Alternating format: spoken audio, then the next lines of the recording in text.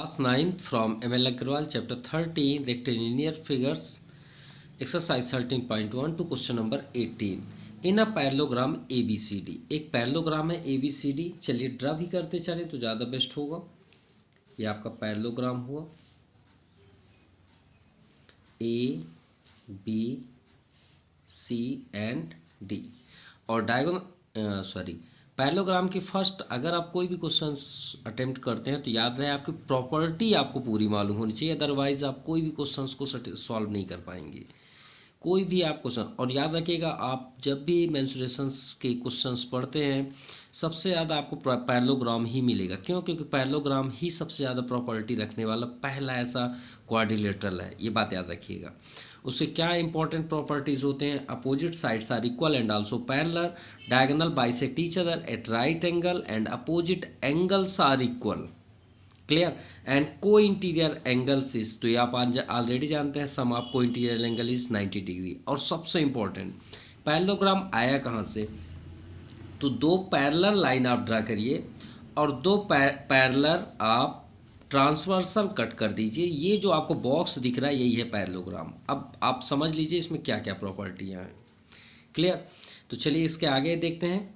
The bisector of angle A, angle A को आप bisect करिए। तो बाइसेक्ट मीन्स कहीं पे भी जाए उसको जाने दीजिए। बाइसेक्ट मीन्स होता है टू पार्ट्स में या टू एंगल्स में डिस्ट्रीब्यूट करना, बराबर इक्वली। याद रखिएगा जितना ये एंगल होगा उतना ही एंगल ये भी होगा। चलिए इसे 1 और 2 पे दे देते हैं, ठीक है।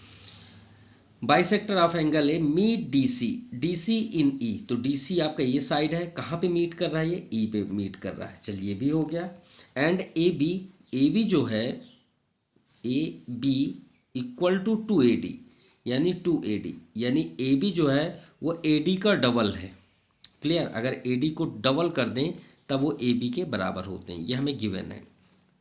सो प्रूव करना है कि BE bisect angle B, BE यानी BE, यहाँ से हम B से एक और एंगल ड्रा करते हैं, ये बाइसेक्ट करता है। जैसे ये बाइसेक्ट कर रहा है 1 और 2, वैसे ये भी बाइसेक्ट करते हैं। तो चलिए इसे एंगल शो कर दें। अब जब 1 2 किए हैं तो यहाँ 3 कर लीजिए, यहाँ पे आप 3 यहाँ पे कर लीजिए, यहाँ पे आप 4 कर लीजिए, इसे 5 कर लीजिए और इसे 6 कर लीजिए, क्लियर।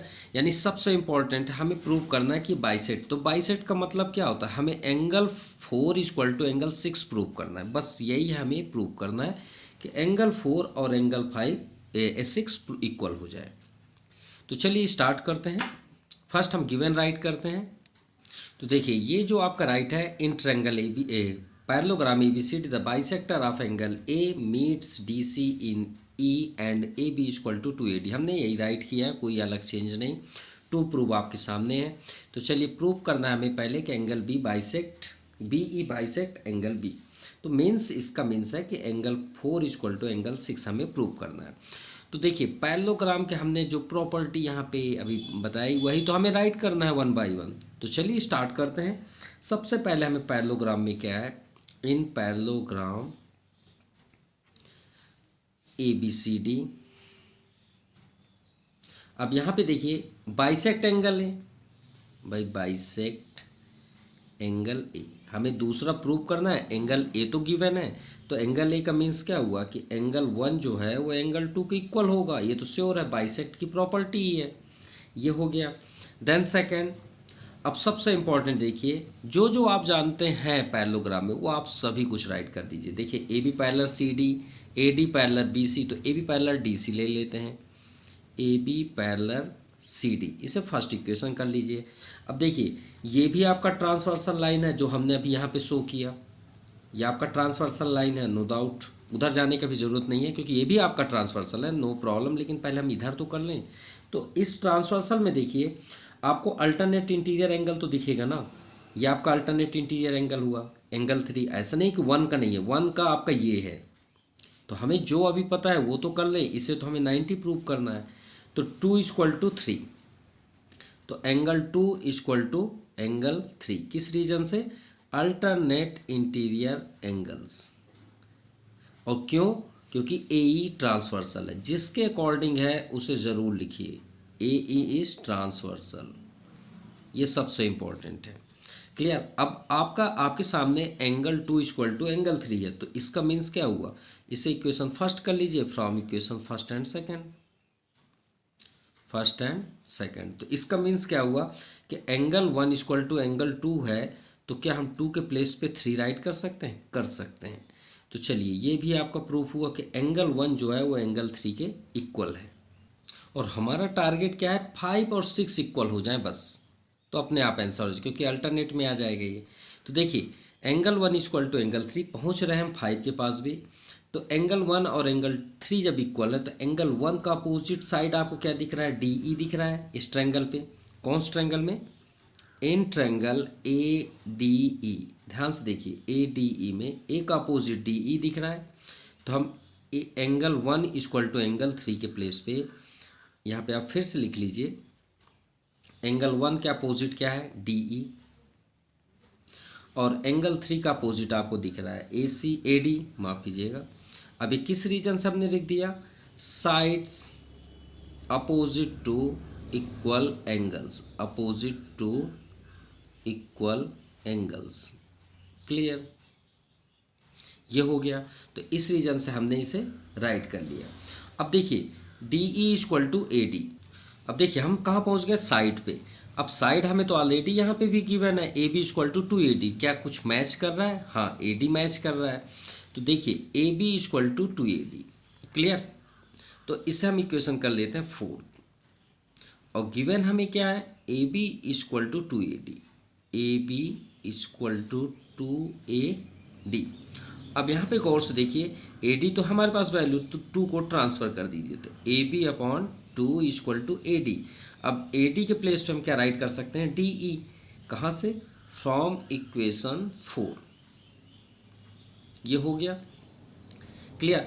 अब यहाँ पे देखिए ए बी और A B upon 2 equal to D ई।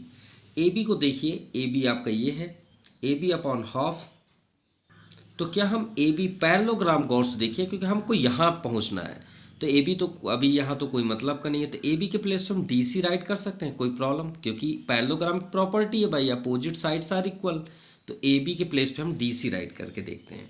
तो ए बी अब के प्लेस पे हमने डी सी कर लिया, इक्वल टू डी ई, किस रीजन से, A B equal to D C, opposite sides are equal, opposite sides are equal in parallelogram, in equal. चलिए ये भी हो गया, D C upon 2 equal to D E. अब यहाँ पे देखिए D C upon 2, D C E क्या हो गया, आपका मिड पॉइंट है, ये तो क्लियर है, is the mid point of D C. तो डी सी का मिड पॉइंट है, तो डी सी को अगर हम हाफ करें तो हम इसको क्या राइट कर सकते हैं, डी ई भी कर सकते हैं और ई सी भी कर सकते हैं, नो प्रॉब्लम। तो हम यहाँ पे डी ई के प्लेस पे E C, sorry D E is the mid point of B C, तो ई सी राइट कर सकते हैं, यहाँ पे कर सकते हैं, तो ये हाफ हो जाएगा, तो E C equal to D E, किस रीजन से, E is the mid point of D C. चलिए यहाँ तक तो प्रोसेस कंप्लीट हुआ। अब देखिए यहीं पे ही हमारा आंसर है, इसी साइड पे, कैसे, ध्यान से देखिएगा, डायग्राम से ही आपका क्लियर होगा। देखिए हमने अभी प्रूव किया डी ई इक्वल टू ई सी, कोई प्रॉब्लम, कोई प्रॉब्लम नहीं, सबसे लास्ट पे लिखा है, देखिए डी ई इक्वल टू ई सी, इसे इक्वेशन कर देते हैं 5th नंबर, ओके। अब यहाँ पे देखिए हमें, हमारा टारगेट क्या था, 5 और 6 को इक्वल करना, बहुत करीब है हम आंसर के। देखिए हम एक बार फिर से ये लिख सकते हैं, इन पैरेललोग्राम क्या प्रॉपर्टी होती है, opposite sides are equal and parallel, तो ए डी के प्लेस पे हम क्या बी सी राइट कर सकते हैं, कोई प्रॉब्लम, कोई प्रॉब्लम नहीं।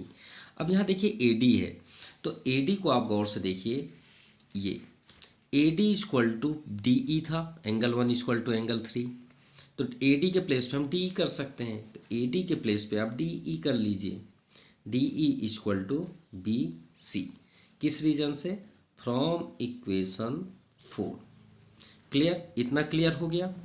और यहाँ देखिए क्या है, डी ई, क्या हम डी ई के प्लेस पे ए सी राइट कर सकते हैं, आ गए ना उसी के साइड, देखिए बी सी ये मिल गया, और ये जब ये दोनों इक्वल होंगे तो उसके अपोजिट साइड क्या होंगे, इसके अपोजिट 6 हो जाएगा, इसका अपोजिट 5 हो जाएगा, और हमारा जो प्रूव करना था वो कंप्लीट हो जाएगा। देखिए कितना आसान था, पहले हमने वर्क इन दोनों पैरेलल में किया, धीरे धीरे हम ये साइड पे आए और साइड के बाद देखिए या कहाँ पहुँच गए DE।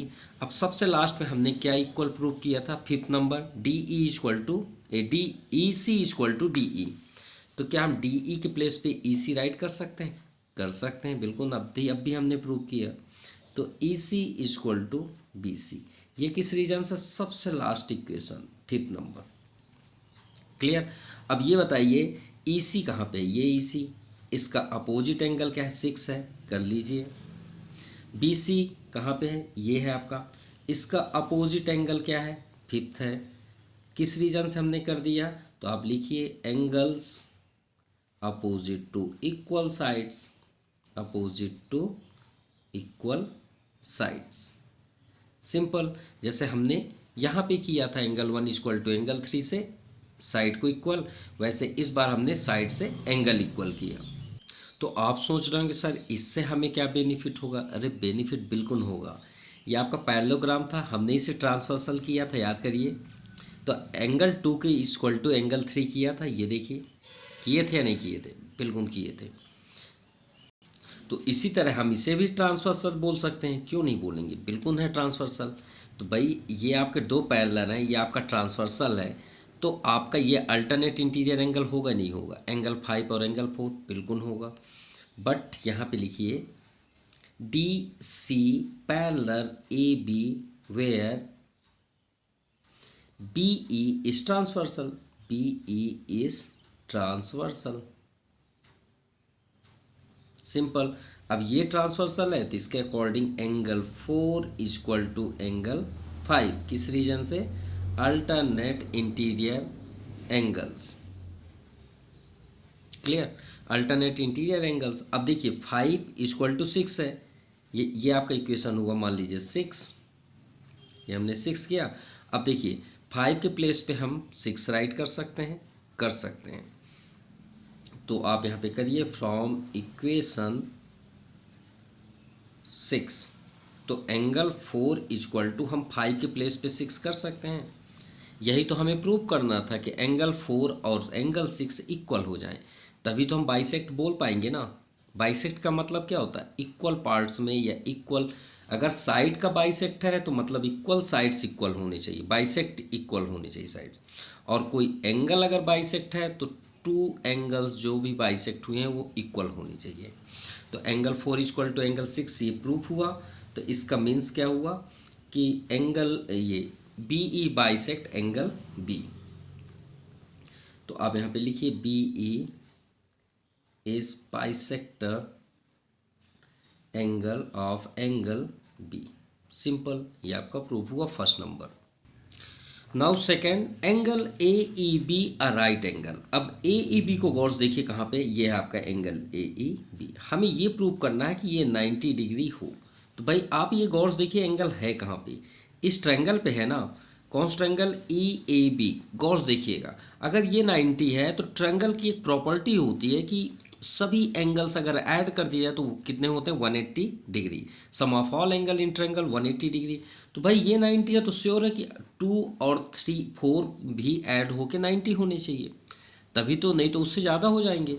तो 2 और 4 को हम अगर ऐड कर दें तो कितने डिग्री होने चाहिए? 90। अगर हम ये प्रूव कर दें कि 2 और 4 90 डिग्री हैं तो श्योर है कि अपने आप आंसर हो जाएगा। तो चलिए प्रूव करते हैं कैसे। सेकंड के लिए हमें सेकंड भी प्रूव करना है। तो सेकंड में एक गौर से देखिए, चलिए उसको भी थोड़ी देर निगलेक्ट करते हैं, जो हम प्रूव करना है उसे देखते हैं। ये आपका पैरेललोग्राम है, फिर से यहाँ पे हम बना रहे हैं। अब पैरेललोग्राम की प्रॉपर्टी क्या होती है कि हमने आपसे क्या बताया था कि opposite sides are equal and also parallel, opposite angles also equal, और को इंटीरियर एंगल्स, कोई भी कॉन्सिक्यूटिव एंगल्स को ऐड कर दीजिए 180 डिग्री होता है। क्लियर। चाहे आप ये एंगल को ऐड कर दीजिए तो भी 180, ये दोनों को ऐड करिए तो भी 180, ये दोनों को ऐड करेंगे तो भी 180। तो ये प्रॉपर्टी क्या होती है? तो आप क्या लिखेंगे? सम ऑफ को इंटीरियर एंगल, को इंटीरियर एंगल्स इज 180 डिग्री, यही होता है। तो अगर हम एंगल A और एंगल B को ले लें तो 180 ही डिग्री होगा ना। तो आप लिखिए यहाँ पे angle A plus angle B equal to 180 degree. हमें तो प्रूव करना 2 और 4 90 हो जाए बस। तो यहाँ पे देखिए angle A plus angle B 180 degree. हमें पूरा नहीं चाहिए ना, क्योंकि एंगल ए में 2 एंगल है 1 एंड 2। हमें तो 2 से मतलब है, 1 से नहीं है। तो ये कब कर दें तो 2 मिल जाएगा हाफ। तो आप एक काम करिए, multiplying 1/2 on both side, simple. Both sides तो 1/2 का इंटू कर दीजिए, angle A plus 1/2 angle B equal to 1/2 into 180। अब यहाँ पे देखिए हमें एंगल 2 से मतलब है ना, क्योंकि बाइसेक्टर है। एंगल ए का हाफ ये भी हाफ है और ये भी हाफ है, क्योंकि बाइसेक्ट एंगल है। बाइसेक्ट एंगल अब तो ए भी है और बी भी है। अगर हम इसकी बात करें तो 4 और 6 होंगे इक्वल, और यहाँ 1 एंड 2 बाइसेक्ट। अगर ये है, अगर ये एंगल बाइसेक्ट है, ये 1 और 2 है, तो इसका मीन्स है कि एंगल 1 और एंगल 2 इक्वल होंगे। तो भाई 1/2 हाफ एंगल ए क्या होगा, हमें एंगल 1 भी आप कर सकते हैं, एंगल 2 भी कर सकते हैं। तो 1 से तो हमें मतलब नहीं है, 2 से मतलब है। तो आप यहाँ पे लिख लीजिए 2 प्लस, अब बी का भी बाइसेक्टर आप 4 6 से तो कोई मतलब नहीं, हमें 4 से मतलब है, हमें ये ट्रायंगल पे वर्क करना है। तो आप यहाँ पे कर लीजिए एंगल 4 इक्वल टू, इसे कट कर दीजिए 90 डिग्री। और अगर आपको 2 और एंगल 4 नहीं पसंद है राइट करना, तो आप ये बोल सकते हैं ई ए बी और second E B A, simple, equal to 90 degree. जो हमें चाहिए था देखिए मिल गया, दोनों को ऐड करने में 2 और 4, ये हो गया ना 2 और 4। अब आप आ जाइए नाउ इन ट्रायंगल, कौन सा triangle, A E B, sum of all angles in triangle is 180 degree, simple. अब एंगल 2 और एंगल 4 तो पहले से ही बने हुए हैं, एंगल 2 प्लस एंगल 4 प्लस, अब ई बस बचा ए ई बी, जो ये आपका गिवन है, सॉल्व करना है। A E B equal to 180 degree. भाई इन दोनों का ऐड, इसे कौन सी इक्वेशन दे दें हम, ये आपका इक्वेशन हुआ 6 और ये हुआ आपका 7, तो इसे दे देते हैं 8 फ्रॉम इक्वेशन 8। तो 2 प्लस 4 आपका 90 हो गया, plus angle A E B equal to 180 degree, angle A E B equal to 180 minus 90, angle A E B equal to 90 degree. यही हमें प्रूव करना था। Clear? Now question number 11, ABCD is a parallelogram bisect of angle A and B.